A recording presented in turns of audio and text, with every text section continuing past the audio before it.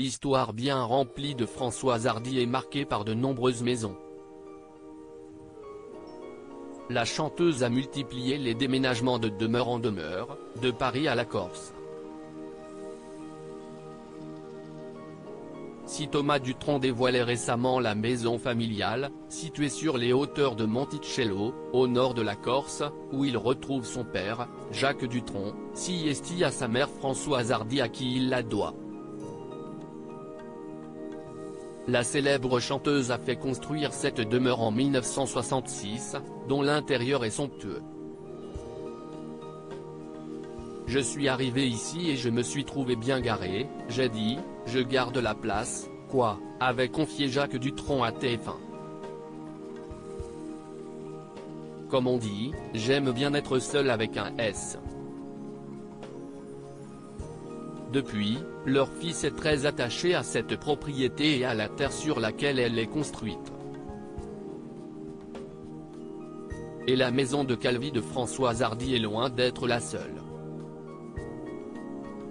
En effet, l'interprète de l'amour fou possède de nombreuses maisons, passées en revue par nos confrères de A2 Magazine.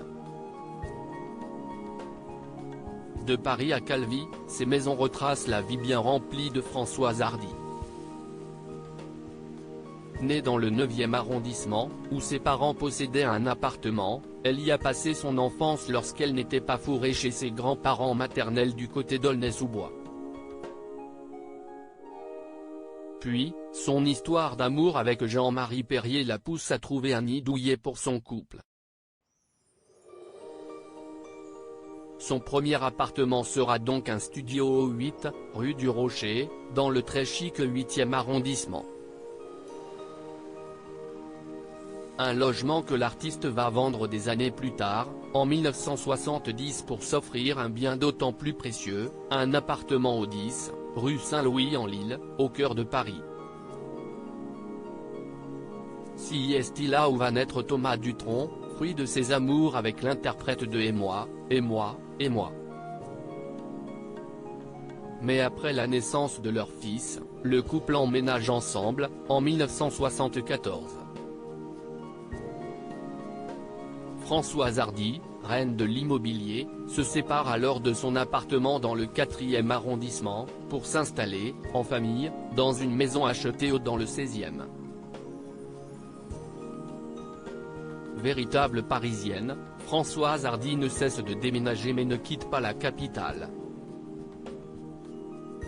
Dans le quartier du Petit Montrouge, au sud de Paris, un coin encore populaire à cette époque, elle s'épanouit et découvre les joies de la maternité dans cet appartement simple dont les murs et plafonds sont peints en noir et chaque étage est occupé par l'un des membres de la famille. Puis, elle rejoindra ensuite le 16e arrondissement de Paris dans un duplex moderne. Là encore, le couple a des habitudes bien à lui puisque Françoise Hardy vit à l'étage quand son compagnon vit au rez-de-chaussée. Si est très pratique d'avoir chacun notre étage, avait-elle fait savoir lors d'un entretien avec le journal Le Soir, car nous n'avons pas les mêmes relations, les mêmes amis.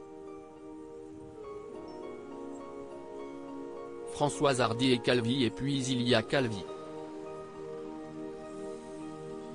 En effet, depuis 1965, elle adore se trouver refuge en Corse. Françoise Hardy a même acheté un terrain et fait construire en 1966 une maison sur les hauteurs de Monticello, un petit village du nord de l'île de Beauté. Une superbe propriété familiale qui a vu défiler les amis du couple. Et Jean-Marie Perrier n'y serait pas pour rien. Comme le photographe l'a confié à Gala, si est quand même moi qui ai fait construire la maison à Monticello pour Françoise, qui gagnait à l'époque beaucoup d'argent. Et pourtant, je n'y ai jamais habité avec elle, mais j'ai passé 40 ans à rendre visite à Jacques dans cette maison. Quant à Françoise Hardy, si elle voue un véritable amour à la Corse, elle ne supporte en revanche pas voyager et dit ne pouvoir vivre qu'à Paris. Si est donc Thomas Dutronc qui profite des lieux.